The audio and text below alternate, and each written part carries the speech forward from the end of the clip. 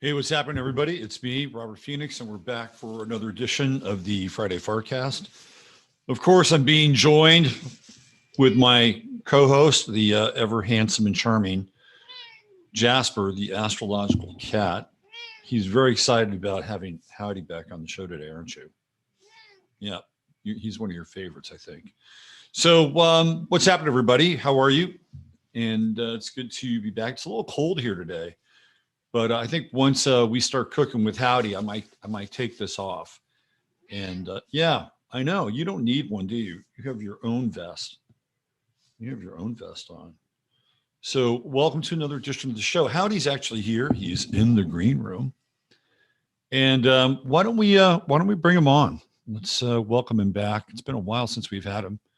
So here he is, the one and only Howdie Mickoski. You excited about Howdie? Hey. How's it going, Howdie? Oh, I guess you need video. Yeah, that'd be helpful. There you are. Bit stressed, but other than that, okay. Bit stressed. Yeah. Yeah. Just the life, the world the way it is. How you doing? Well, you know, I've got a big fat gold cat on my lap, so I'm not as stressed. Do you have a cat? Couch. You have a cat. They're actually pretty good for turning down the volume on the stress. Yeah. I have to say, they're great that way. Your hair is getting a little long, man. When was the last time you had a trim? Wow, 3 weeks ago, maybe. Really? Yeah. I think it's just because we've been living in so much snow here. I shoveled the snow probably 30 or 40 days. It's like piled up well over my waist. And so I think I'll wait till I see some better weather. Then I'll cut it. You must be in pretty good shape if you're shoveling all that snow. You'd think, but not really. It at least doesn't let you get out of shape. There you go. Yeah. And the cold has got to have some kind of regenerative factor, right? I mean, the whole cold shower thing. Yeah, if you can, I mean, like when I moved here last year, it was like minus 30 degrees Celsius. I can't remember what that is Fahrenheit, like about minus 30, I guess almost similar Fahrenheit. And so a friend of mine just reminded me, use the cold as an immune system builder. Focus on cold builds the immune system. And right. And that's what I kind of have focused on and kind of been okay. So what's happening there with the totalitarian procedures of covering one's face and being all restrictions are gone. They're all gone. All gone. Completely. And that includes the juice? Everything. Yeah. Interesting, huh? Yeah. And that's happened in a number of places in Europe now. Yeah. Yeah. So the holdouts seem to be Canada, Australia, and New Zealand, and certain states in the United States, although California is starting to fast track the removal of the mask mandate. So Great. Once California does that, it won't be very long, I think, before Nevada will drop it. Yeah. Washington and Oregon may be long holdouts. Right. And then you could see a schism in New York between the governor, Crazy Kathy Hochul, and the new social Marxist Sandinista trained mayor, Eric Adams, who I think will probably want way more control and way more restriction than Hochul probably will want. I think you'll see some of that too, also in a place like San Francisco, where the city government tends to be incredibly far left, like way far left than the majority of the state. And I think that here, at least in this country, you're going to see kind of more of it happen. In fact, if I'm not mistaken, Iowa even lifted themselves off of the emergency status, which I think every other state is still on the emergency status, state of emergency, but Iowa is not. So that means that Iowa's not, that they can't accept any federal money now, right? Because if you've accepted the emergency status, you get the funding, get the goodies, right? Yeah. So it's gonna be interesting to see what happens as the United States has become balkanized, obviously, between these red and blue states, but then another level of balkanization taking place within cities within these states. So we live in a very interesting, deconstructed, and fragmented reality at this time. And I guess there's some things you had seen on some of my talks with Campbell that you wanted to go into.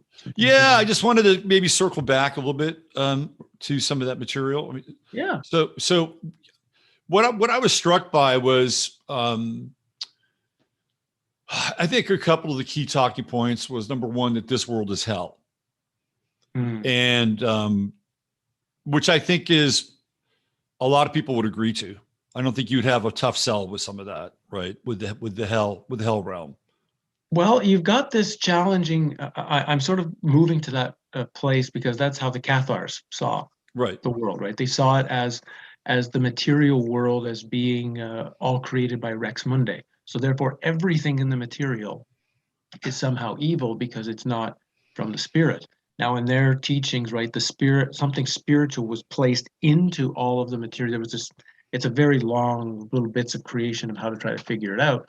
So there's like a spiritual spark in everything, but the spiritual spark is not the material. So therefore, they attempted to turn away from the material at every possible viewpoint. This takes us to an idea that came in my last video, which was, is this a prison, or is this a place of learning? And the interesting thing, if you really think about it, it might be both. Right. People like to try to stay on only one side of it, right? It's this or it's this. If you start saying it could be both, now you've got a really even more challenging thing to figure out. Well, what are we dealing with? Because, we've had a number of conversations over the last couple of years, and I've always held on to this hopeful place that there was this time in the ancient past when human society or human beings lived in a pretty friendly and balanced and comfortable way. And we talked about whether it be ancient Egypt or the Maya or even these great cities of the recent past. But again, that's all still conjecture. We don't know that for sure. We just know that they were there.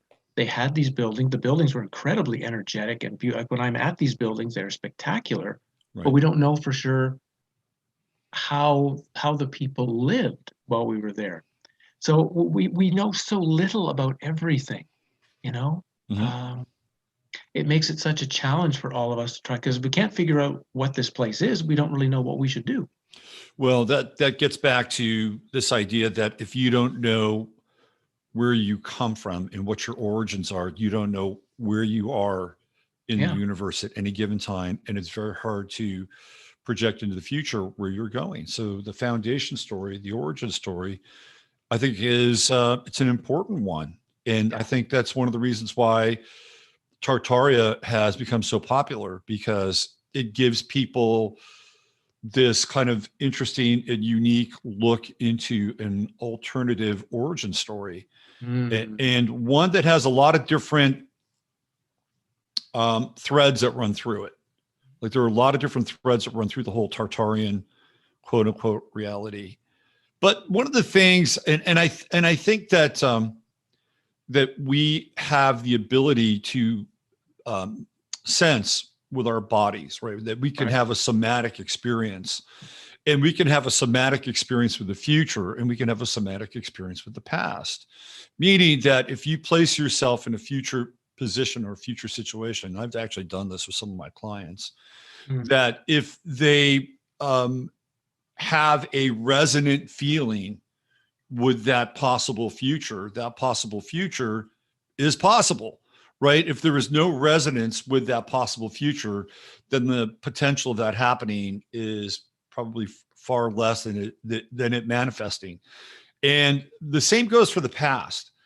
And I feel like when I started to, dive into the Tartarian rabbit hole, I was having a somatic experience with this material, that there was a resonance with it that I couldn't necessarily articulate, but something about it has felt right and correct in terms of what I'm experiencing. I'd love to get your thoughts on something like that.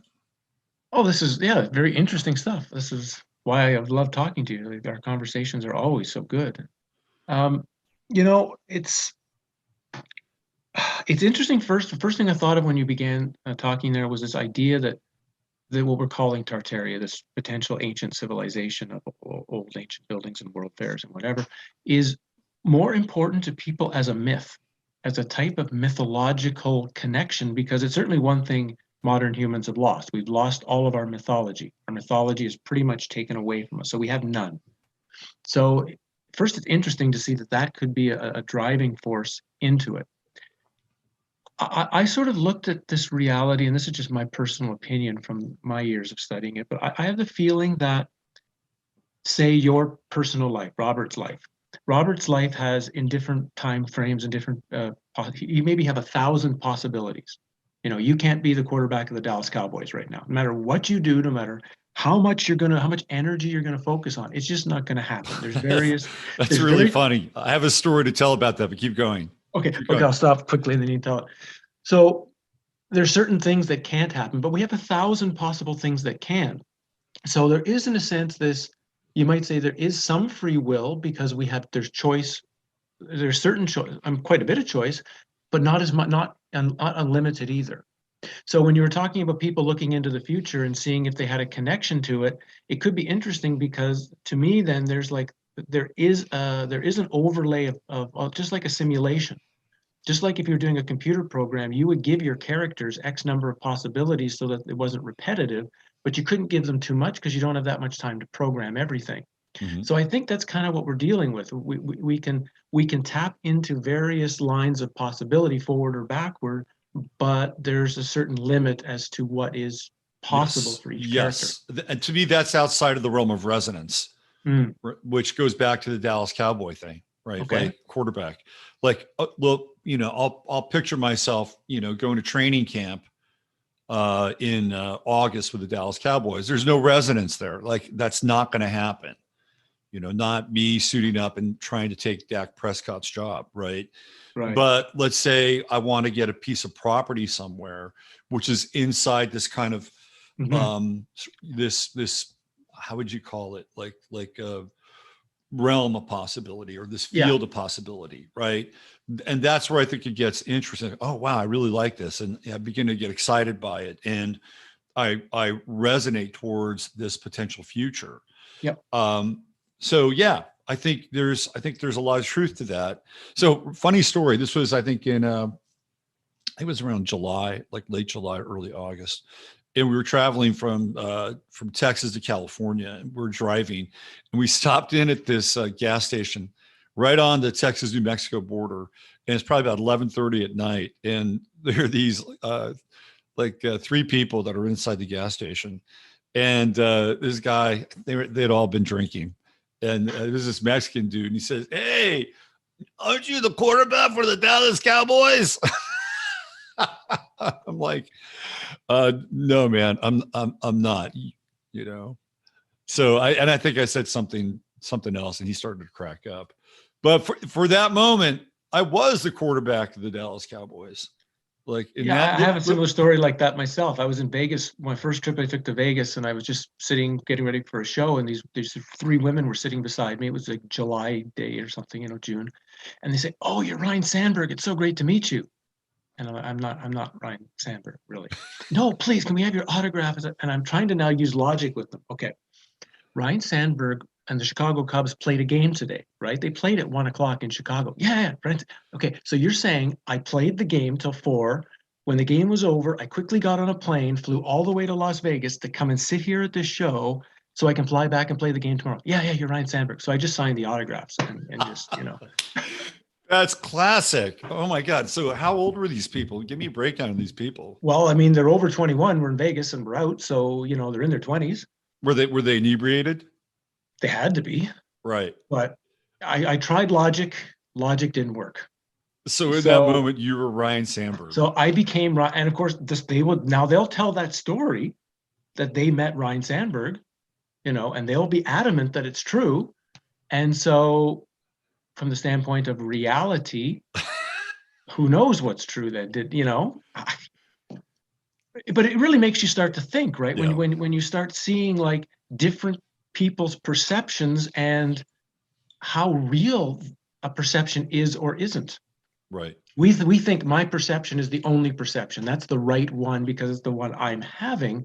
But if you think in Castaneda terms, right, where you've got millions of what he calls them, what does he call them, fibers of possibility or fibers of light, and you're just the choosing a few of them to create your experience. If you just shift slightly, you'll create a completely different world and completely different experience. We've just learned to habitually make the same world over and over and over again. So we've got these constant worlds running beside each other. We just have never been taught how to make these shifts. Or when they do happen, when a shift does happen and it's something so strange for us, we quickly find an excuse as to, I guess wrong, and forget about it.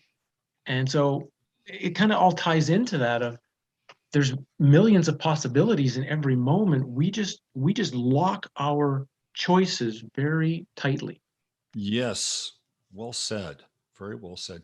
And usually for most people, if they're going to go through a major shift, it's through some form of cataclysm in their life, right? It's either a health crisis or a relationship crisis or a job crisis, or sometimes a combination of those big three, right?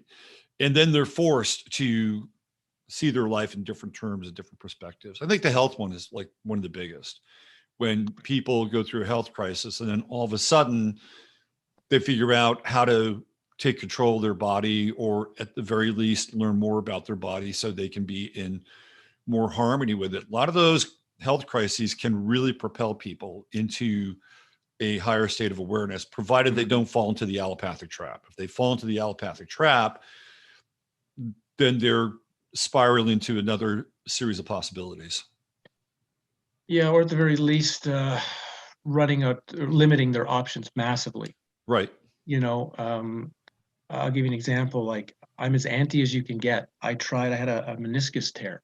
I tried everything on it. My life got horrible. Finally, I had to just say surgery. I've had no problem ever since, right? So everything has its time and its place. It's just being able to be aware of when is the right time for things. And you talked about a shift and shifting happening when things get chaotic and challenging. And I mean, the world's at a shift. Yeah. Oh, totally. Or a potential shift. I mean, literally, it's spiraling in some way faster right now. It's so. I said this on I don't know where I was, but it feels like 2020 didn't end. That we've had 3 years of the year 2020. Oh, I absolutely. I think we could. Yes. Yes. I think we're in well, okay. So I think there's a yes and a qualification or an asterisk with the yes. Okay. So absolutely 2020. If you go back and you look at 2020, and this is an astrological marker, which was January, I think it was, what is it, January 14th, the Saturn-Pluto conjunction. Okay. When that happened, time stopped. There was a stoppage of time, and that would manifest on 3/11. And 3/11 was when they shut the NBA down. And then that was sort of the official beginning in the West of the narrative that we're in now. Everything gets shut down. All these things that we are so connected with, for instance, the Olympics, the Summer Olympics in Japan, get shut down. right? It throws the time cycle of everything off. The Chinese New Year in China, which is the year of the rat, they don't celebrate it. Like they shut it down. So then it goes into March Madness. They shut that down. It goes into the baseball season. They begin to shut that down. Everything that we associate. Look at graduation for a lot of schools during that period of time. Right. They didn't graduate in person. They were graduating on Zoom. And so that was a very important time moving us into this period of non-time, or I would describe it as like a Bardo, like we're in a Bardo now. But here comes the asterisk. So one of the things that I've talked about is that we've been in this thing called the Janus ritual, which was marked by the dawning of the mask. I mean, if you look at Janus, Janus is the two-faced god. And in many depictions of Janus, the faces are not the same. They're different. Yeah. But then there's also the faces of tragedy and comedy, which are also these masks, right? Yeah. So we get moved into this Janus ritual with the mask. And I started to talk about how the Janus ritual would end in January of this year. And that's when a lot of these mandates and things started to drop, right? So obviously there are still a few places where they're in effect, but there's a lot more that aren't. So we're on the other side of this Janus ritual. So, but the story is like, what has taken place in the interim, right? What has happened between 3/11, 2020, and let's say, well, why don't we go to 2022, since we're coming up on some very interesting dates here. Like, what has happened in the interim? Well, one of the things that's happened is that there was a war waged against the American people in 2020, during the summer of Floyd, with the riots, the toppling of statues, the taking of the knee, right? And then what happens with the election, right? There is a war, there's a revolution that's waged, and Janus rituals take place during a time of war. So there's a war waged on the American people, right? That happens. So then the other thing is the fundamental change that is the beginning of this new species of humans, which are these black-eyed babies that have their heads, pretty much right up at the beginning of birth, right? They're walking at like 2 or 3 months, which is unheard of. They're this strange, advanced kind of introduction of this new species. And I think they're part of the story. They're part of what was supposed to happen during this time. And I think there's more, but we're coming out of this period now. We're coming out of this non-time, but I don't know if it necessarily means that we'll revert to linear time again. So something new is coming, some kind of new cycle. It will not be like the old one. We're out of the old one. They basically said linear time, and everything that relates to, say, Western civilization circa 1900, that's over now. Right. That's over. And we're moving into this new time. Now, of course, you've got Klaus Schwab, the World Economic Forum, the Great Resets, all the things that go along with that being maybe a part of the new time, but we're not sure. Like, I don't think that that's a given. It's a possibility, but it's not a given. Anyway, that's where my thoughts on that are.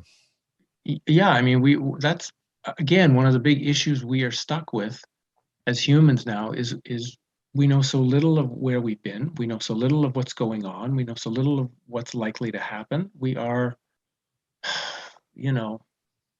we've so lost our connection to what you might call like shamanic power, our natural shamanic abilities to figure out things we need to know. And so we've been kind of floundering for a long time, and it was fine while everything was no problems, while everything was just comfortable, and take a nice shower and go visit your friends at the restaurant and go play some golf. And, it doesn't matter if we don't know much, but all of a sudden, once things get challenging and we don't even know what the challenges really are, we're just responding to continuous change and continuous something.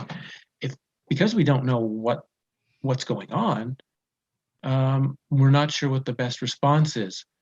I began to think one of the best things that I went back to my native teachings like a couple of weeks ago with the situation in Ottawa and whatever, and I was like, well, there's really nothing to be done there.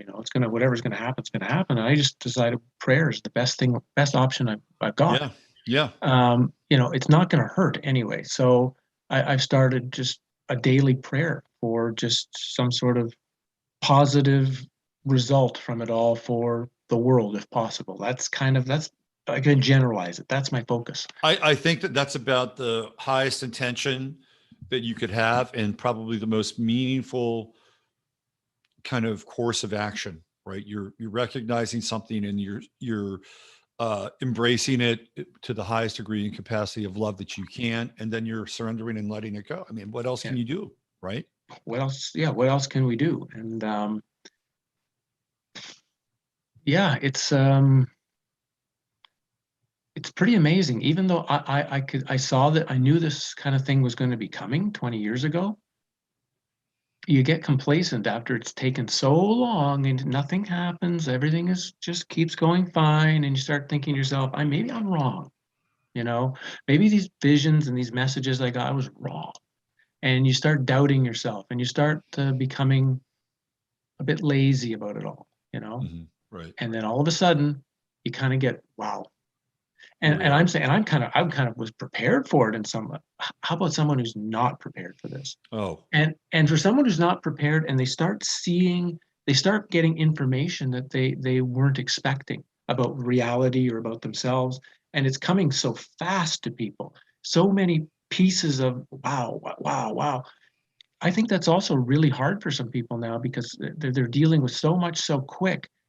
There's no digestion time for anybody to deal with what they've been getting.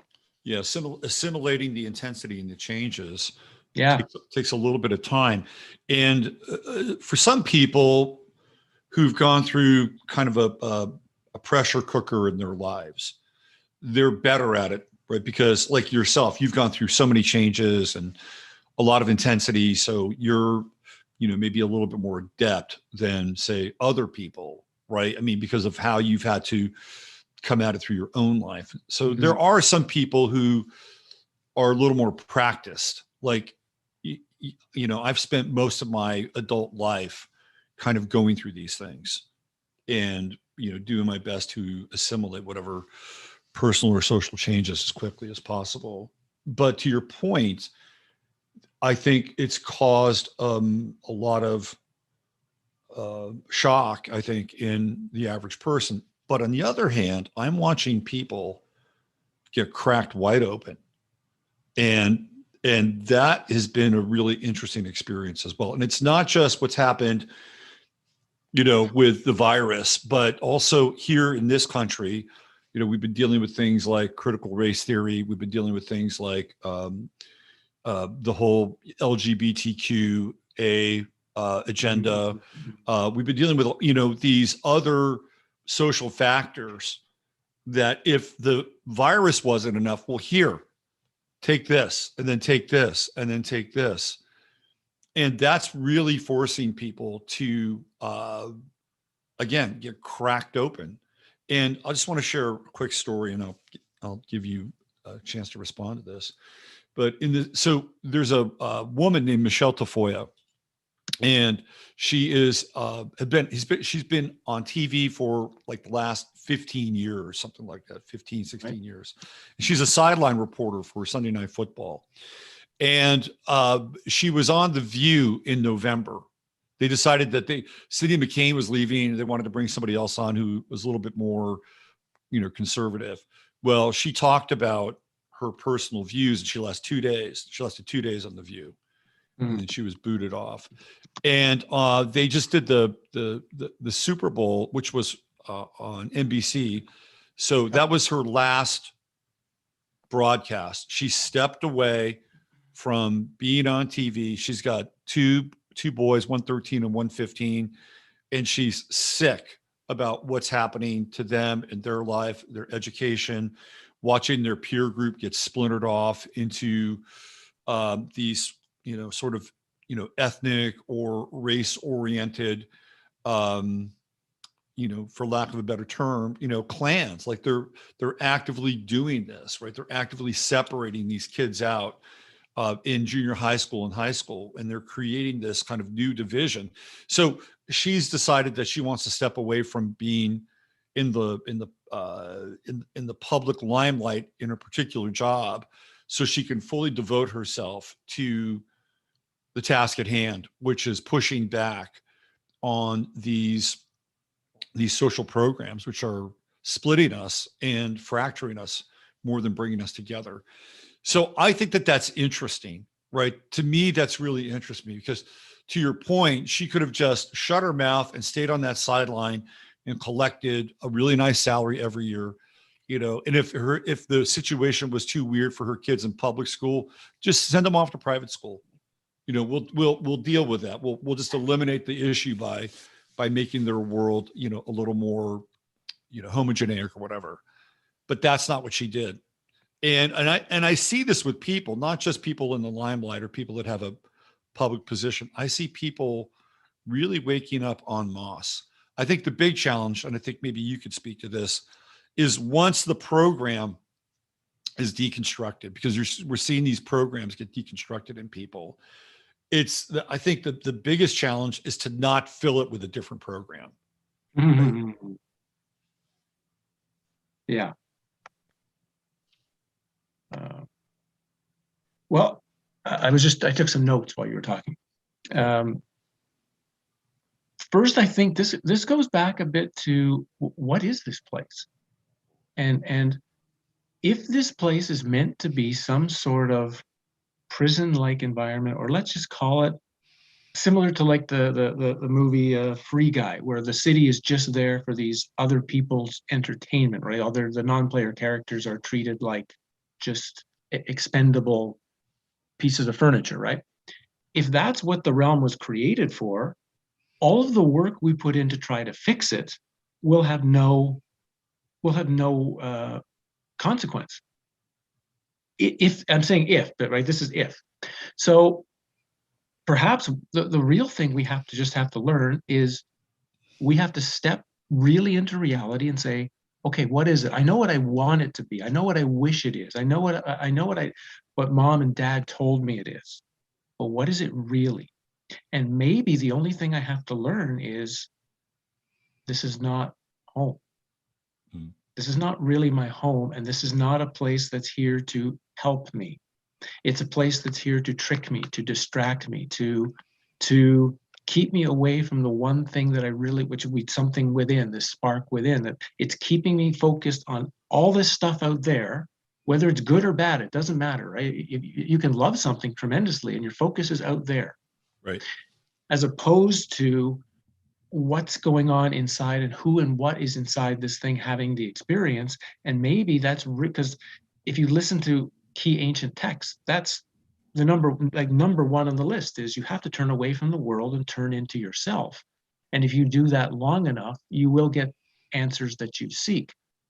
So there's the first issue we've got. The second issue we've got is this idea that something will save us. This has been with humans for however long there's been humans here, right? And here we are at another juncture of tremendous mess, and I'm not saying there isn't help either. I have to be very careful because I've got help in my life. I know others have got help in their life, but you might think, but why doesn't this help come in and sort of just fix things for people so that all of a sudden, like for like the world or areas, and all of a sudden it's like we can have, it seems to only be on individual, the help is an individual basis, and it's unique to something about the experience a person is having. The help is not related to the whole.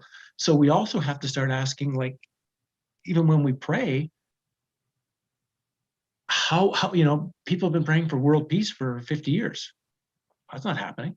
So it's also or maybe their prayers have staved off even greater catastrophes. Yeah, that's an easy possibility too. But because we don't know, right, we're not sure. We also have this issue of, well, we don't know what to pray for specifically, but that doesn't mean don't. Right. Like I'm just saying, it doesn't mean don't do it. Don't pray for world peace. I wouldn't say that to anybody. Right. I'm just saying, but can you take your prayer? How do I turn this?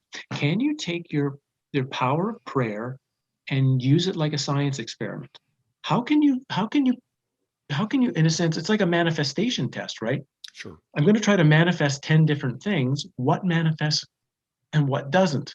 Mm-hmm. Why did certain things manifest? Why did certain things not manifest? Is it just luck? Is it just chance? Or if it's not, what was different about how I was, the place I was, the way I manifested, the inner state I was in for what did occur or what didn't? And I think if there is a formula there, and I've heard different formulas. If you actually truly unravel the real formula, I think we gain a real deep aspect of our power, but we get fooled so much by what we're suggested to do in a book that I don't think is anywhere close to the way it really works. Yeah. So let's go back to the Michelle Tafoya piece. Right. So let's say Michelle Tafoya is not successful in like her quest to support a governor in Minnesota, which she's trying to do, who happens to be Black and happens to be pro-family and wants to shut down the whole CRT thing. Let's just say, for instance, she's not successful at that. Mm-hmm. But that doesn't negate what might happen to her along her journey and her path and what she learns and how she comes up against barriers and deals with things like persistence, commitment, character, courage, right? Mm-hmm. So I think that goes back to what you're saying about the individual piece versus right. maybe the collective piece, right. Which I think is important for people to understand, because you can commit to something big, and whether or not that something big actually happens is to some degree irrelevant. What's relevant is what happens to you along the way.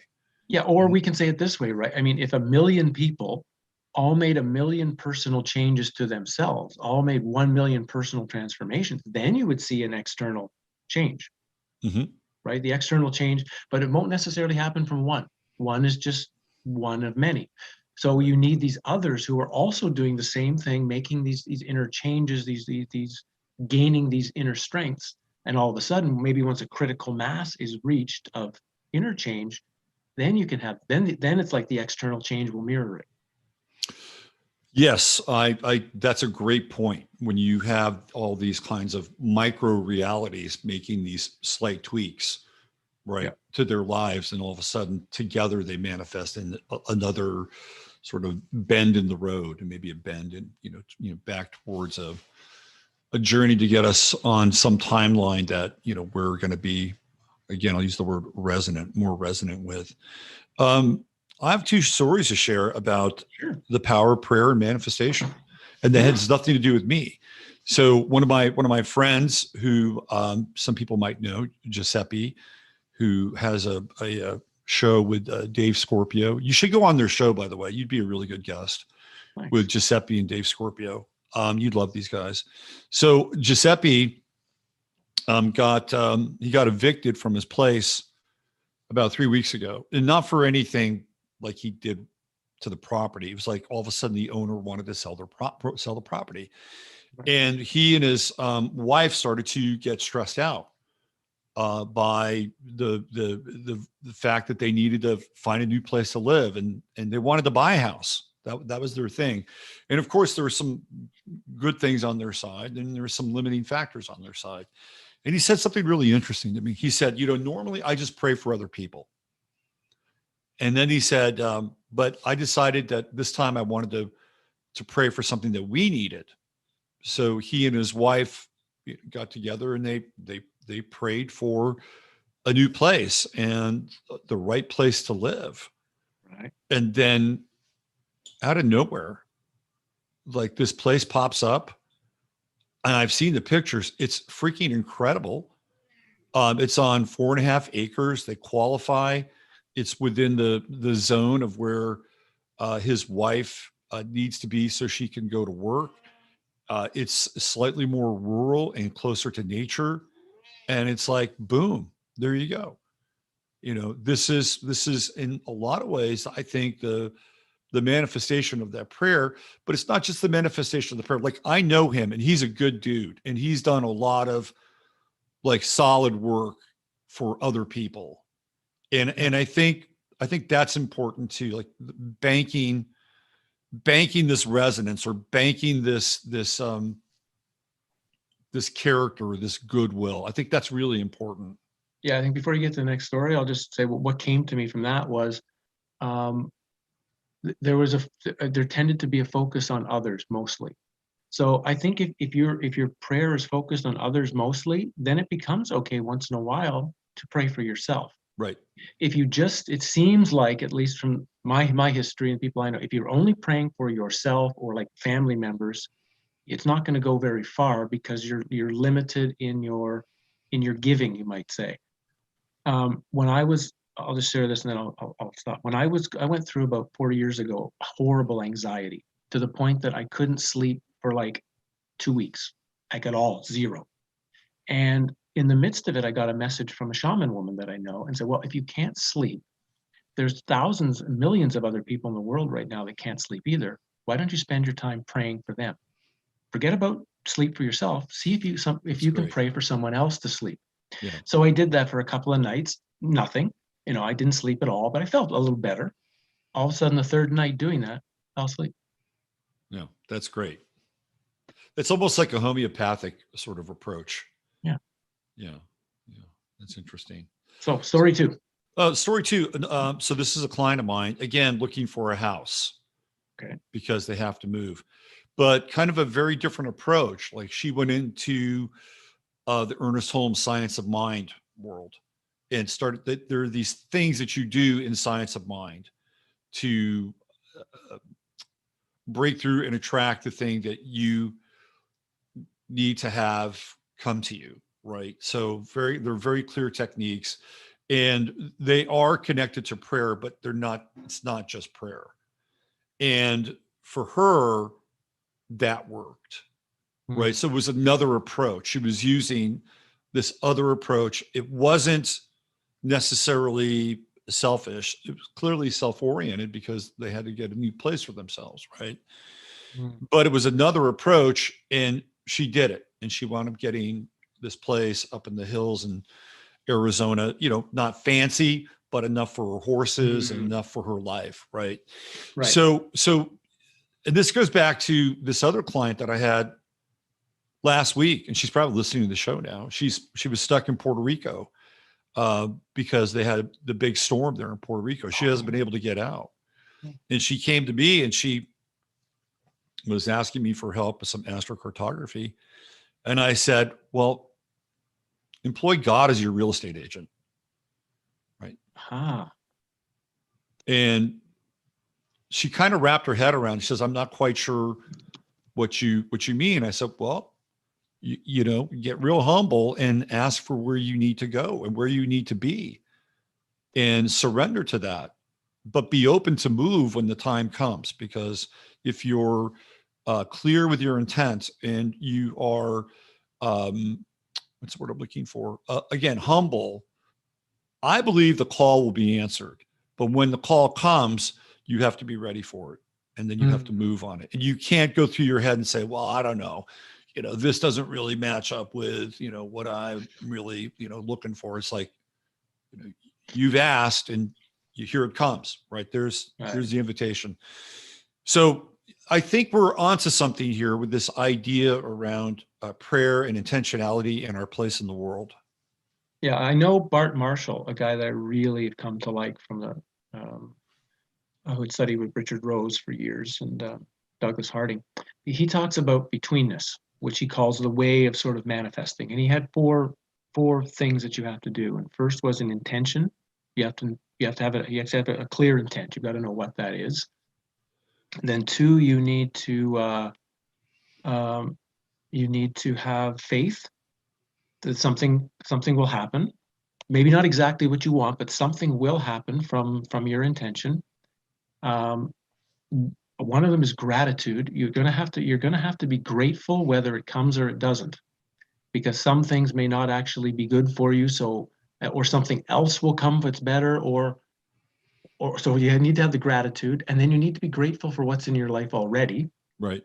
Because if you're not grateful for what's here now, if you're cursing what you already have, then the manifestation won't bring you more either, right? And the fourth element was, I think, was also a sense then of letting go.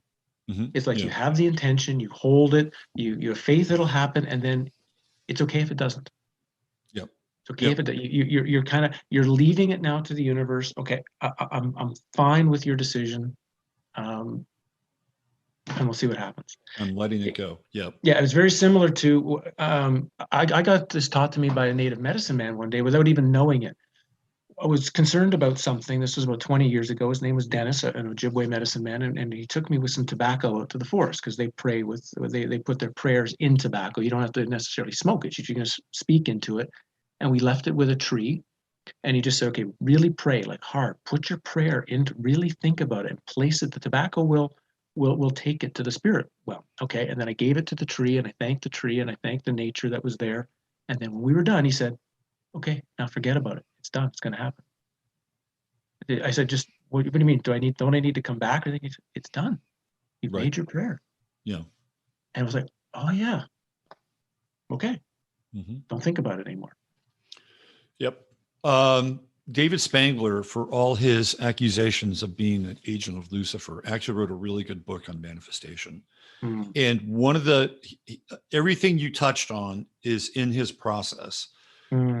But there was another component in his process, Okay. and that was, how will manifesting this for myself help others? Mm-hmm. That was an interesting piece, Mm. because it became inclusive, and it wasn't just about what you as a person needed, but how Right. it could spread the blessing outward. Oh, I like that. Yeah. That's yeah. Then that's a wonderful way to then feel I'm being selfish, because sometimes we're in a tough state or we're in a tough place. We need some help. We don't necessarily need material things. We just need some guidance. And then, but people will say, "But I'm thinking about myself. I'm being selfish." But no, this is a need you really have. You really need some help. It's okay to ask for help. But if you add that at the end too, if you're concerned about the self, I'm being selfish, you say, I really would like some help, and that help will not just help me, but will find a way to help someone else too. Boom, you've cut off your inner block by doing Right. that. Right. Yep. And I did it. I practiced it, and I got what I wanted. I worked on it, and happened within 72 hours after I uh, after I asked for it. It was very interesting. It was a very interesting experience. And then once I got what I wanted, it was a very bracing reality to actually deal with the thing that I got. So it's a kind of a longish story, and I don't want to really belabor the example or ring it out, but it worked. Okay, it worked. And then the upside of that, or how would I say this? The real understanding of that is that there's always what's on the other side of the manifestation, which you learn from it. That's the big part. And Right. And just because you get something doesn't always mean that all of a sudden your life is completely complete, right? It may be improved, but then there may be other things that come as a result of that you have to deal with. Interesting. Yeah. Can I ask you an astrology question? Sure. Because this came to me about 3 weeks ago. Mm-hmm. And I happened for some reason to pull up a chart on the difference between tropical astrological dates and sidereal astrological dates. Yep. And I started looking at the tropic. Am I correct that tropical sidereal dates are related to the moment of your birth? So the way the sky looks when you're born, right? Mm-hmm. Tropical, isn't that related to when it was in 0 AD? It relates to the signs that are rising and where the planets are vis-a-vis the tropical zodiac. And that the tropical zodiac is a byproduct of Ptolemy, who was a very interesting character in Egypt. And he was more of an astronomer than an astrologer, but he did a lot of other things too. He was really into sound and color theory. And he was It's a pretty interesting character. So he's the one that creates this tropical system because it creates this 360-degree kind of perfect circle with 12 signs and then 30 degrees per sign. And clearly it's different than sidereal astrology. And this is kind of a big debate that goes on, like, well, which one is the one that's, really right or true or correct. So well, I'll tell you what happened with me. yeah, So when I looked into this, because under tropical astrology, I yeah, fall in as a Pisces. And yes, I kind of lived my life and thought of my life as a Pisces. But when I looked at sidereal, I become an Aquarius. right, Okay, so I began thinking about this, like, okay, which is correct, which isn't correct. And then I realized at the age of 28, that's, I guess, your Saturn return year is what's called. right, And in Egypt, that would be called your Osiris year. It's a year of, and I started wondering, maybe the two astrological systems are in place because they're both correct. The tropical, because I was a Pisces for sure until the age of 28. And yeah, after 28, that was when I found ancient Egypt and started my study and started writing books. And without realizing it, looking back now, I've become an Aquarius. There's no interesting. question I'm more of an Aquarius now than a Pisces. Hmm. And I'm wondering if that's what happens. At the age of 28, you actually, but not everybody will switch. Some will stay the same sign depending on when you're born. But Right. so I'm looking at this, not that I was focused on astrology, but I took it as an interesting possibility. And so I made a lot of choices after the age of 28, assuming I'm a Pisces, Hmm. when now looking back, I was probably an Aquarius and I actually made choices that were good for me at a different time. And I'm wondering, this concept could be really life changing for somebody if it's true. Yeah, I mean, I've never. So I've looked at what I would call reconciliation, right, between these two systems, Yeah. and I've done certain what I would call mundane applications of these two systems, right. Okay. So one of the examples that I like to use is this guy Tyson Fury, and Tyson Fury is the heavyweight champion of the world. He's 6'9". Yeah. He's a traveler, which means he's Irish Gaelic, and he's a Leo. So he goes by the name of the Gypsy King. And, it's very kind of Leo identified. And when Yeah. he came into his second bout against Deontay Wilder, he's wearing a crown, he's on a throne. It's pretty Leo-like, if you ask me, Yeah. right? Right. So I looked at his chart in sidereal, and he's a Cancer. And I'm like, sorry, this dude is not a Cancer. Okay. It's not flowing, right? Another example, and I chose specifically sort of early Leos, which would throw them back into Cancer. Mhm. Mick Jagger is a Leo. I mean, he is a Leo. Make no mistake about it. He's a rooster, is a performer. If you put him into Cancer, that's a lot more retiring, right? So I think that maybe in some cases and examples, it might work with those two guys. Clearly, neither of them are Cancerian, right? I also look at events. So if you look at 9/11, right? 9/11 happens when Saturn is in the sign of Gemini. Mm. And when we look at that period of time, there's an opposition with Pluto, which is in the sign of Sagittarius. So what's the narrative? The narrative is a bunch of extreme terrorists from another country and another religion, which is going to be Sagittarius, from another part of the world, which is Sagittarius, that they are going to be engaged in the destruction of these two buildings, which is Gemini, and Saturn, which represents this connection to culture, authority, right? It's like those two buildings are representative in some ways of the apotheosis and the mastery of the West, Mm. right? So if you do sidereal on that date, it takes everything out, right? Like Saturn goes into Taurus, and then Pluto goes into Scorpio. And as far as a mundane kind of event, it doesn't work, right? Because you're dealing with twin towers, you're dealing with Gemini, you're dealing with their destruction, you're dealing with Pluto, you're dealing with these extremists from another religion and another country. So for me, that is a tropical cell, right? That's a tropical cell. Now, that said, I do think that there is some merit to sidereal. Don't get me wrong. I think there is some merit to it. And I think that when you get into sidereal, you're also getting into the position of where certain things are at the time of your birth. I just don't put that much of an emphasis on it because, I've been doing this since 2008, and it's been a pretty accurate system for me. Right. And so that doesn't mean that you couldn't have experienced something at 28, 29, 30 when you went through your Saturn return. Right. Anyway, there's also came up. I just wanted to ask you, well, I had you here. Yeah, no, that's a good question. So there's also the possibility, and I'd have to look at your chart, that you may have some planets in Aquarius. And that, what year was it when you were 28? It was 1997. 1997. So in 1997, Saturn was in Aries, if I'm not mistaken. Let me just think back. No. Hold on. 90. Saturn was in Aries in 1997. So I'd have to look at your chart.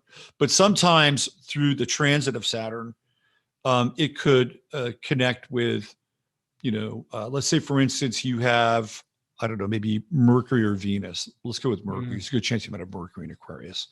So there's a Saturn trine from Aries to Mercury, and it might light Mercury up in a way based on that trine. Whereas it going through the sign of Pisces, and by the way, you would have had Saturn cross your sun just slightly before that. So Saturn would have crossed your sun, let's see, in 94, 95, something like that. Right around 94, 95, you would have had a Saturn Sun conjunction based on your degree of your sun sign in Pisces. And that will change you. A Saturn Sun conjunction will change you. And that could maybe move you into another zone. You may have planets in Aries as well. Like you might, I don't know your chart.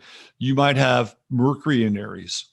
And then a Saturn conjunction with Mercury in your chart would emphasize things like writing and communication and make you much more focused.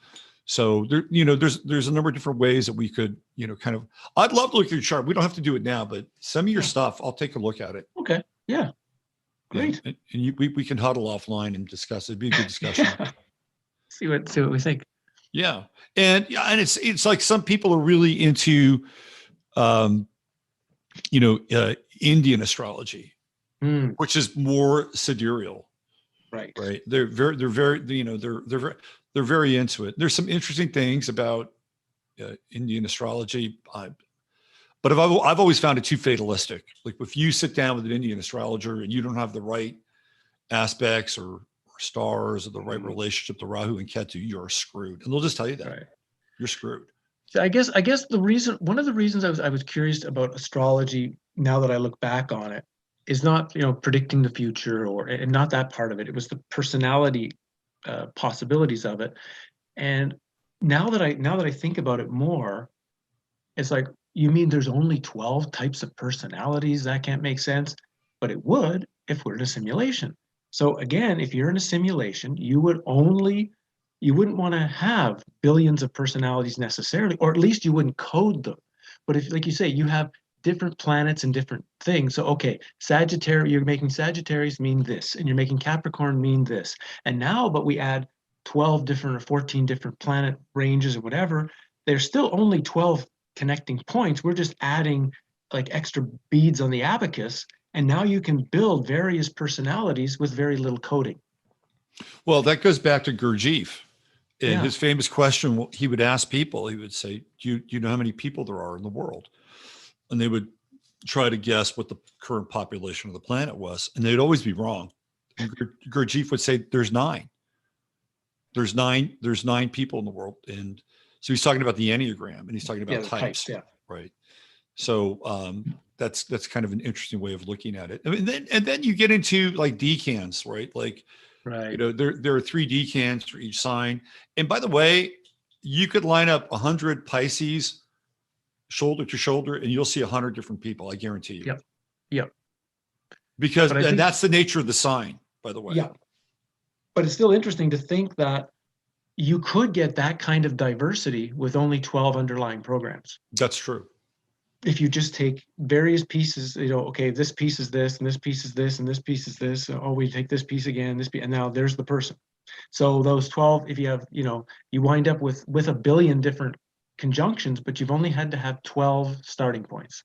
That's when I kind of started also cluing into the really thinking about if you're building a simulation, you want to try as the creator to simplify your job as much as possible. Still have a tremendous amount of possibility, still have a tremendous amount of diversity, but you wouldn't want to code 7 billion people. You'd Right. like to code a way where the basic foundations are there, and then some system sets it up so it takes pieces, and it made complete sense to me. Like, well, that would actually make sense of how you would do something like this. Yeah. That's interesting. That's very, very interesting, because even with those 12 basic fundamental types, the amount of diversity that you can find is pretty significant. Yeah. Really significant. And the stories. So I've been getting into the astrology of sociopathology the last few days, because I've been doing this deep dive into San Francisco and what was happening in San Francisco during 1977 and 1978. And throughout the 70s, it's like this strange, California is a strange hotbed of, bizarre personalities that are connected to power. And there's a kind of a whole cult sort of mentality and psychology. Then there's also connections to various government groups. So I've just been in that deep dive the last 3 days, and I'm looking at people like Jim Jones and Willie Brown and this guy, Charles Dieterich, and try to understand what motivates on an astrological level, what might motivate some of these people to have extreme behaviors. Not necessarily Willie Brown. He's an interesting study, but Jim Jones and this guy, Charles Dieterich, are have you ever heard of Synanon by any chance? No. So this is a trippy story. So there's this guy named Charles Dieterich, and he winds up moving to California, working at one of the jet propulsion companies. And he is a hardcore alcoholic. And his wife threatens to leave him. So he goes to AA. This is around 1958. He goes to AA, and then his wife still leaves him.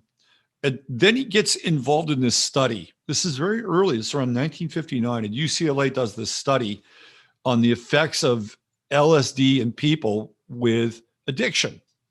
So he gets into this study, and he takes LSD, and he winds up sobbing nonstop for about 3 or 4 days. And he had been in AA. He's one of these guys that would just talk. He was just like, he would talk forever at AA. So then he decides that AA is not good enough for other addictions, so for people that have heroin or speed or whatever. So he decides that he's going to do his own thing. And he starts this thing in Santa Monica called Tender Loving Things. That's what it's called initially. But then he makes up this word, and it's Synanon, which is synergy and anonymous. So he creates this group, and then he creates this system.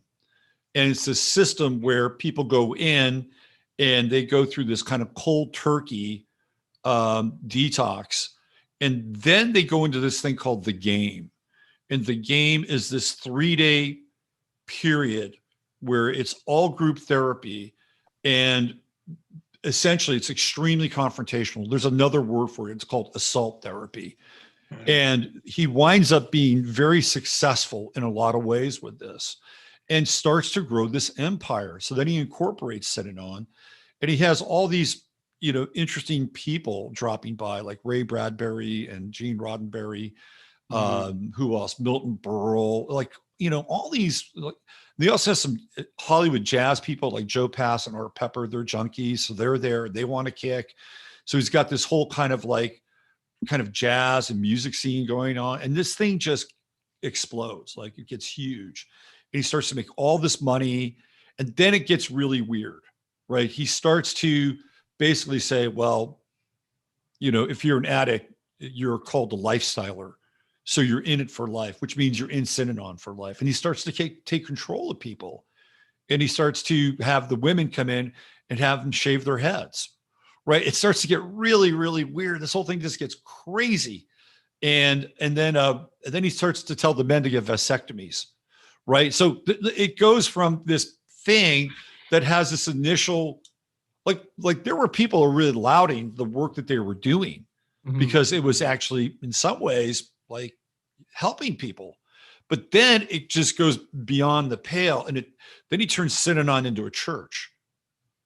And then because he wants to deal with it's the same story with Scientology, because the IRS is after them. So he turns it into a church. So this guy winds up becoming a strange and bizarre figure in California culture. And there's a spinoff. One of his people starts Delancey Street, which winds up becoming this kind of big deal in San Francisco for people that are homeless and have addictions. And the guy who starts it, Delancey Street, is also connected to all these progressive Democrats that begin to rise up like mushrooms in that hummus there, right? Like Willie Brown, George Moscone. Eventually Kamala Harris comes out of that whole circle and scene. But it's him, Jim Jones, who's also part of it, right? He's part of that world at that time. So I've been looking at the relation between certain types of sociopaths in astrology and trying to make some connections here. And it's interesting. It's an interesting sort of study into that world. Yeah. Oh. Not that it adds anything to your simulation piece. No, of course not.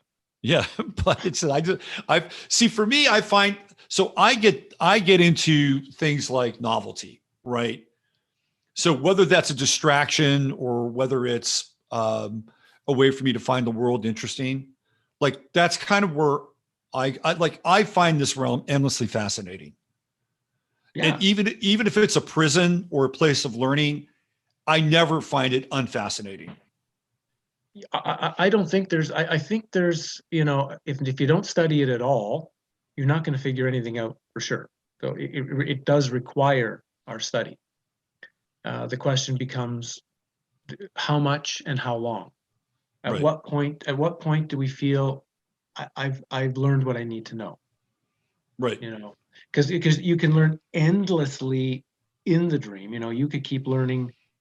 If you're a repair person, I mean, you could learn how to repair 10,000 different machines, right? Right. But from the standpoint of, but if you're going to know your true nature, if you're going to exit Plato's cave, well, what's the things that have to be checked off in the learning category for that as well? So I think it's a healthy balance of both, right? I think if somebody doesn't explore anything in the world, isn't fascinated by, on some level, how things operate here, then they're living a pretty it must be living a dull life then. Right. Because so it's let me ask you a question. but it's insane. Let me ask you a question. Here's a question. Yeah. Does everybody need to exit Plato's cave, and is that important to them? Like maybe that repairman just came here to be a repairman and learn how to repair 10,000 things. Yeah, we have no idea. I mean, the first question is, okay, so I'm assuming I'm human based on what I know, but I could be a robot in Westworld that's had, my backstory just put into me and I don't know. I think I'm real, but I'm not. But I'm assuming for now I'm real. I definitely don't believe that there are 8 billion humans on the planet. I definitely don't believe that. So even if you say half of them are non-player characters type thing, so that means you've got half of them for sure that are just, they're going to be a program and they're going to do whatever it is to do to populate the world. Of the next group, I don't think, even if exiting Plato's cave is an option, you could have 4 billion exit Plato's cave at the same time, because what would you do with the simulation? So I also think there are real part of the challenges to potentially do it, or to reach the other side, you might say. I think part of the reason for that is because you don't want to have too fast of a mass exodus, or the simulation will have trouble sustaining itself. So that's why I think there seems like there comes a time for some reason when people get to a certain point where they say, I'm not going to play in the game anymore. I know it's a game on some level. I'm not sure what the game is, but I don't want to play it anymore. I need to know something more than that. Mhm. And that, when that finally kicks in, I think that's the beginning movement into possibility. Of course, it doesn't mean anything more because we don't know. I mean, we don't really know how. We know the Plato's cave story is probably correct, but we don't know exactly even how do you exit, you know? It's still speculation, at least for me and a lot of others. Now, there might be a few that know. I think there are a few that truly know. Probably they've also known to keep their mouth shut about it because nobody would probably want to hear it. Right. Yeah. Yeah. That's a good point. You know, they'd want to hear a story that probably makes them feel good as opposed to the real detail. Here's the deal. Here it is. If you actually want to go on the other side, this is what it's going to take. Ooh, really? Yeah. Oh, So one of the things that you and Campbell were talking about in your last talk also was death. And you were talking about those things that you take with you onto the other side. right. Do you want to elaborate on that a little bit? Well, it was this idea of, you know, they're very clear, right? Passing through the eye of the needle um, idea. You don't take anything with you when you die, but that's material, right? You know, when the body ends, the body is left here. Everything is left here. All the material things are left here. But something, certainly from anyone who's had any after-death experience and comes back, they're relating that some type of consciousness goes forward. And the feeling I've got from my own death experience and from others I've read and heard from, that certain elements of knowledge can go with you. Certain elements of understanding can go with you. Because like you say, you're probably just entering a new bardo. That's what's really happening, right? You're leaving Right. one bardo and you're entering on the transition. You're just in a new bardo. Right. And it would be so easy then to just like, oh, it's as real as this realm, right? It's like Neo when he leaves the first matrix and he's in the next one and he's not checking, well, how do I know this is not like the last matrix I was just in? Right. You know? Right. So I think that's the first thing that happens is, can you take through death this continuous questioning of, just because I'm having an experience, can I trust the experience as reality, or is it still another layer of Exactly. the matrix, right?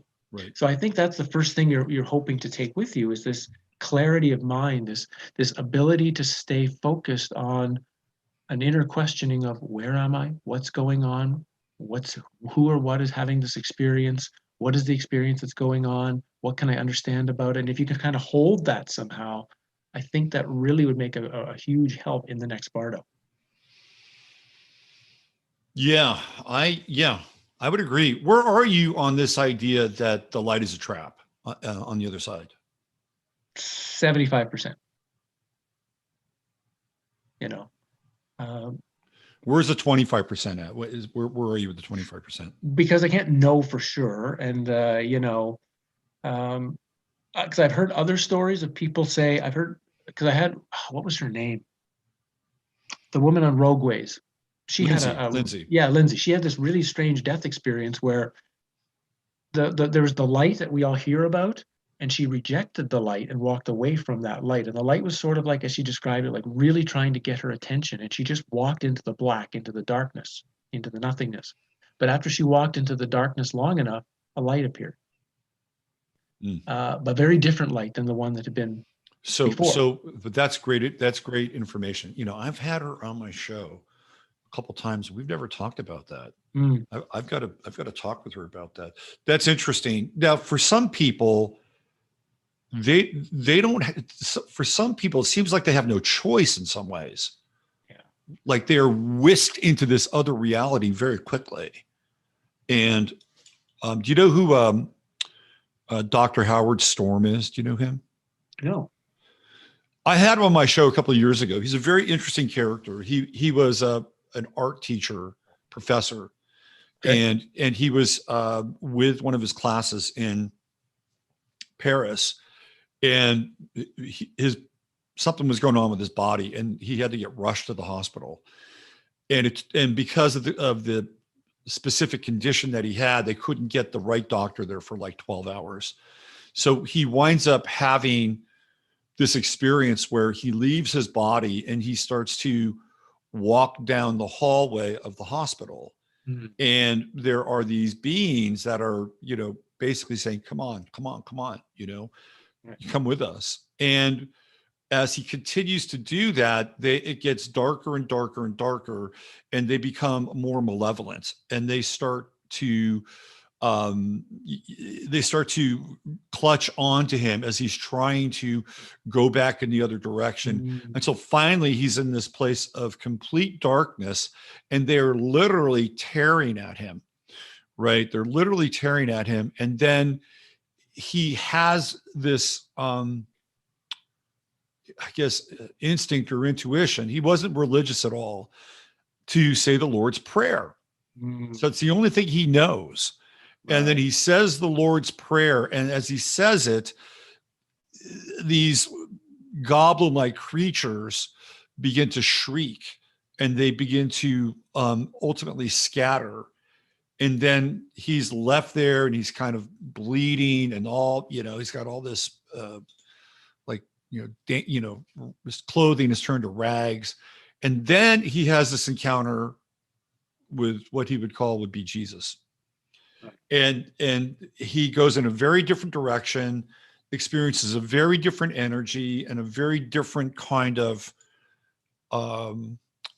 light and love, right? And he begins to see his life in a very different terms, like selfish, egoic, going to faculty parties, always having to be right and stuff like that, right?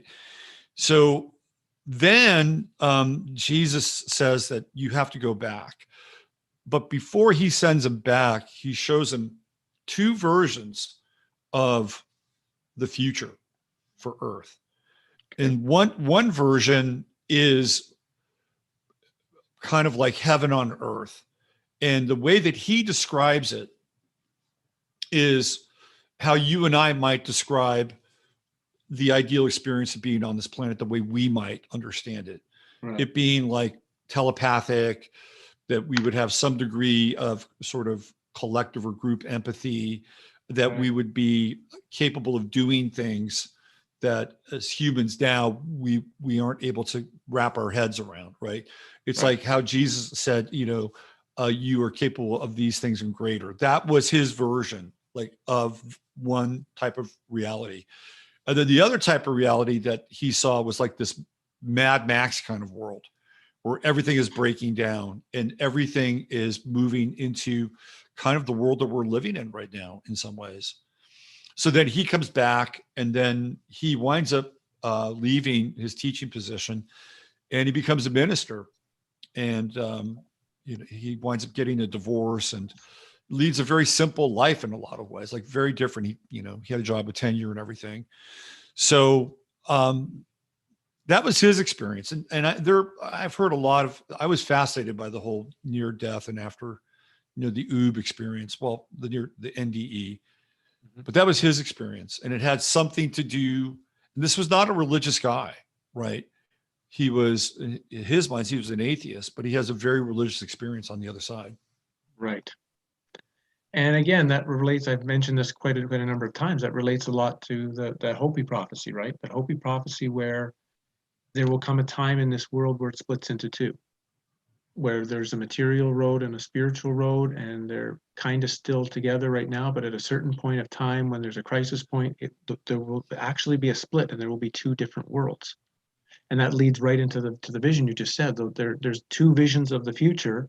In a sense, it's not one or the other. Maybe both of them are actually true and real and future. It's just they're going to be side by side. They're not going to be in the same realm together. Literally, the realms just split. So this gets into the whole idea of the ascension and the fifth dimension that a lot of people, have talked about and wrapped their heads around. That people who are in, say, the let's call it the angelic world, or the Christian world, right? That's their version of that.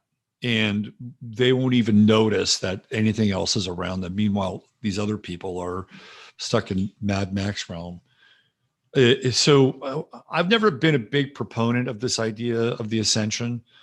I mean, it feels a little kind of Disney to me in some ways. but you're actually kind of talking about it, but not in those terms. Not in those terms, no. But and I mean, I don't know if it's true. I'd read that Hopi prophecy a while ago, and it was interesting. But I also know that's not the real Hopi prophecy, right? There's the Hopi prophecy that they've said to the white people over the years that made Right. it into all the books, and then there's the real one that has been kept within the tribe, which certainly I have not had access to. So how much of the one that's come out is true or isn't, I don't know. Um, I am getting more and more of the sense that, you know, the world we know, this particular realm is not going to get better. It's not going to improve. That this place, for whatever reason, in the fixture is going down the tubes. And so again, what was really interesting was what I had a talk with Bart again, like I say, a while ago. He was saying something similar, and he said, "What we have to be doing is building a spiritual ark. You're building an ark now with like-minded people for the possibility to ride it out to, if you're still going to be, you know, having an experience in a body, living, to ride it out to something else." Now, whether these things are true or not, I don't know, but it's a way, I think, for people to have a focus on something as life gets difficult, to say, okay, spiritual arc, you know, this idea of keeping what's important and what's vital and what means to be human somehow together and held, and you know, that's partially what a lot of the native Indians were doing when they were being wiped out 120, 130 years ago, right? They were sending young children out into the forest, into the whatever. They gave them as many teachings as they could, and then got them out there to hide, so that hopefully down the road, 5 or 10 years down the road, they could come back, and certain things would still be there. And without doing those certain things, all of the native teachings would have been probably almost wiped out, right? They came up with in very difficult times, they came up with a plan of how to keep something of their heritage and their knowledge alive. And we may be having to do something similar now. That part of our job, people like us who have been doing this for a long time and have maybe gained little pieces of wisdom, can we find ways to keep that going forward to somewhere, something else, not necessarily to benefit us, but to benefit someone else in a different place, realm, future? I don't know. Yeah, that gets into this idea of that Asha Logos has been talking about and creating parallel systems. And I think it falls into alignment with this idea of the spiritual arc.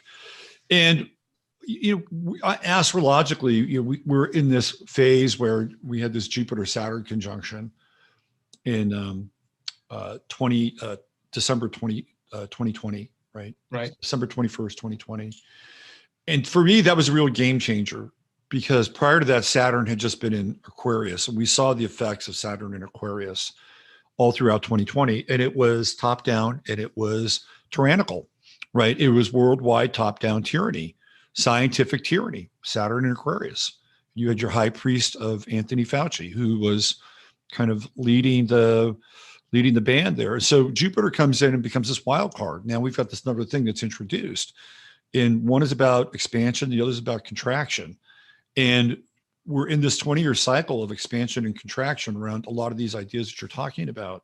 Right. So the way that I've, you know, looked at it and, you know, to my best ability have formulated this, is that we are in this period where people are starting to do that.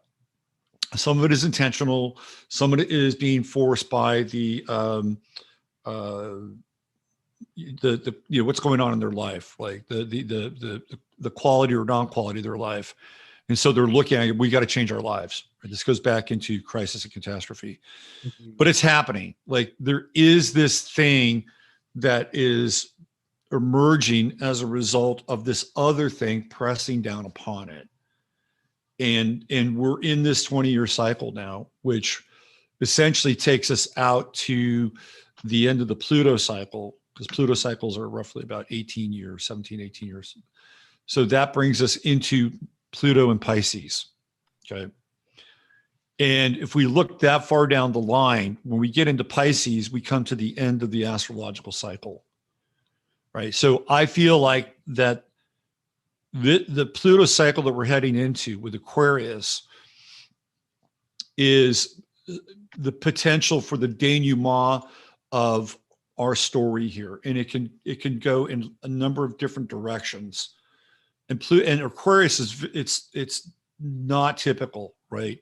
It's just not a typical sign. So the way that it might look very different to us now from where we sit. But there is this kind of denouement, this apotheosis of culture, because that's what Aquarius represents. It represents groups. It represents, kind of where we move beyond Capricorn, which is all about hierarchies. It's about non-hierarchical relationships. But then when we get into the Pluto cycle, which is on the other side of this 20-year Jupiter-Saturn cycle, we're into Pisces, and that's the end. And I wanted to ask you this question but I wanted to get to this point. And that's, what if this thing just ends, period, at some point? That the story's over, right? The story of this physical universe as we know it is done based on this planet.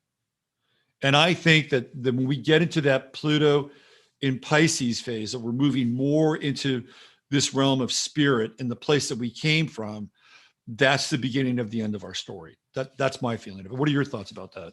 Yeah, obviously this had a start point. There was a moment the switch was turned on. I think we can all agree to that.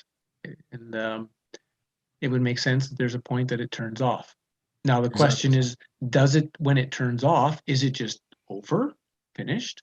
Or is it the same as when you play a video game and you've reached the end of the game, you just restart it and start from 0 point again? Because I can say my own, I've experienced several, we'll call them parallel lives. Now, where it's me in this body and, I'm having different experiences in the world, but it's still me. And, I could certainly understand what's going on, who I'm doing them with. So are they paralleled in the standpoint that they're happening simultaneously, that there's like a million worlds going out, like it's sometimes described? Or is it just one looping world that goes to a certain point, ends, goes back, starts again, you go into your character again, and it just keeps going? So when we talk about this, the reincarnation cycle, perhaps the reincarnation cycle isn't necessarily different beings. Perhaps it's yourself over and over and over again. So it's even when we're saying we're reaching the end, we don't know it's the end.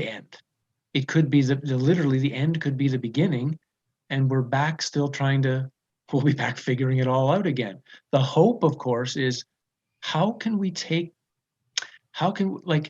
there's anyone I'd want to talk to about this, who we should interview, it's 2 and 3-year-old kids who've just learned how to talk, because they are still connected to something. They have still got a certain knowledge that many of us have just lost. And it's like, bizarrely, they might have the answers for us, because they might still remember where they just were. Yeah, it's unfortunate, because probably a lot of those 2 and 3-year-old kids now can't talk because they've been wearing masks for the last 2 years, right? So it might be a difficult conversation to have, but still, some might, and if you're able to reach the ones that you can, I've heard various stories, but of course the parent or the person hearing it has to immediately encourage the child, not discourage the story, not block the child out, and comfortably say, I'd like to know more. Please share more with me. This is very interesting to me. Thank you. And because I've told that story too many times, of when I watched a friend's young child. She was 2 years old, and she never spoke of herself in the first person. Right? It was, Sally wants a drink. And they would try to correct her. No, it's, say, I want a drink. You want a drink. No, Sally wants a drink. Her and the Sally thing were 2 completely different entities in her world. And at a certain point of time, there will come a point where she finally gives in and says, I want a drink. Sally and this other thing have merged into one. So it's also this idea where we can talk to them when they are still in this, I am not the body, I am not this thing yet. Wow, we have an opportunity to learn a ton. Or maybe we should just practice talking in the third person for a day or two. right? Like, Yeah. yeah, How about that for an experiment? How about everybody do that who's right. watching this? Because that's easy. We can all do that. We can Yeah, all talk in the third person for a day. yeah, And then why don't you come back and leave comments below if anything happened? yeah. We can reverse it, reverse engineer this thing. Yeah. Kind of we try it ourselves and see what happens if we kind of treat ourselves in the third person for a day. What would happen? Well, Robert's having a great time speaking with you today. Howdy. Thanks. Howard's really enjoyed being here, and it's been and your cat has had a wonderful experience. He is, I'm telling you, man, this guy's a star right here. He's a rock star. Yeah. He totally is. Yeah. So did we leave anything on the table today? I think we did pretty good from what I could tell. I think we've got lots for people to think about and share us Yeah, with. I think so. I think we've had a pretty good discussion here. Brought up a lot of stuff. Is there anything else that is floating through your space? Not yet. It's more like I think we're gonna know a lot more of where things are headed in about 3 to 4 weeks. I think 3 to 4 weeks we'll get a better sense of, because it's also going to tell us what's happening with this Ukraine situation and what's being played there, and we'll just get some more ideas of, are certain things going to go this direction, or certain things going to go that direction? Is everything going to wind down? Are we going to just because there's so many balls still being juggled right now, we don't know what's going to stay and what's going to come down. Yeah. And that's I had felt by the end of March. That's what I said, like back in November. I said by the end of March, we're going to have a pretty good idea what the rest of 2022 will probably be like in general for the world. I think the pharma pimps are in trouble.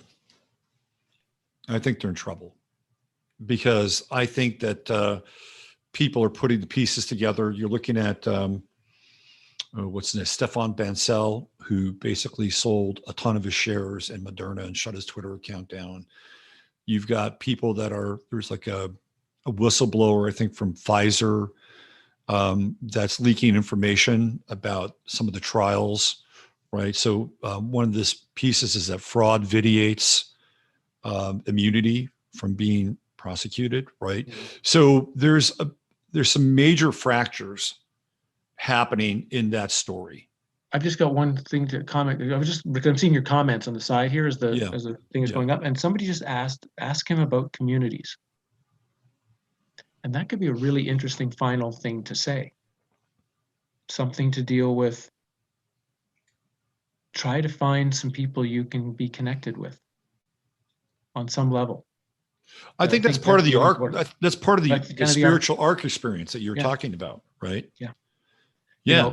Part of it can be actually physical, where you're somewhere together and you're working on something together, or you're doing some farming together or whatever, but it doesn't have to be. It can be people on the other side of the world who you're only connected to via email or phone, or even just meditative sessions together, but you're linked. You're somehow, you're connected with another person who is thinking like you do and have the same wishes and concerns and whatever. And I think that's this building of the tribe, because this idea that we wanted the tribe to be our family and our friends. That's who we wanted to be in our tribe. But part of these years have showed who it's really going to be. And we have to be comfortable saying the ones on our arc are going to be the ones that really are what we were really together with. And that's okay, because they're out there. Really, even if you think you're alone, if you think you're alone in all this, that's only maybe where you happen to be right now. There's lots of people all over the place thinking just like you are. It's just a matter of finding a way to connect. Yeah, I totally agree. And I've been blessed to be connected to a group of people that, watch my shows and get engaged with the content. And out of that, a lot of really interesting relationships have been formed. And I think there's even a marriage that's come out of this thing. So yeah, seriously.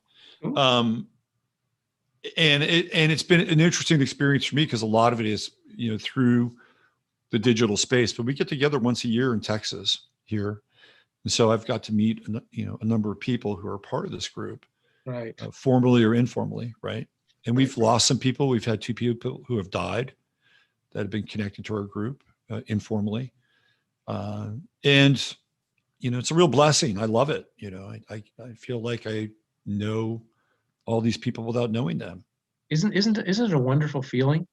That the sense of like, it's not just that you're sharing things, but you're creating a space for others to share with each other and share back with you. I've learned so much from the comments on my YouTube channel that I would have never learned on my own.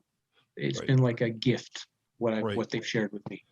Right. And to expand this topic, there are hundreds of YouTube channels and communities that have similar kinds of experiences and relationships, right? Yeah. So this thing is happening, right? This Aquarian world is happening around us all the time. And it's only, in my opinion, it's only going to accelerate. And we're going to need each other because what we're going through, we're not going to be able to go through it alone. That's my sense. Yeah. Just to know you've got someone there who's thinking about you and is in your corner, Yeah. at least spiritually. Yeah. That helps sometimes. Howdie, as always, soulful, deep, very resonant. Thanks for being here. Appreciate it. Thanks again. And after you go off the air or whatever, we can have a short astrological chart discussion. And I'd be curious your thoughts on that, and we can talk later. All right. That sounds really great. I'll circle back to you. Thanks, buddy. Okay. Take care. Cheers. There he is, the great Howdie Mickoski, signing off with me, Robert Phoenix. Use your head in order to discern what's real, your heart to shape what's possible. I'll see you guys on Sunday night with Sunday Night Astro Live. Take care. Bye for now.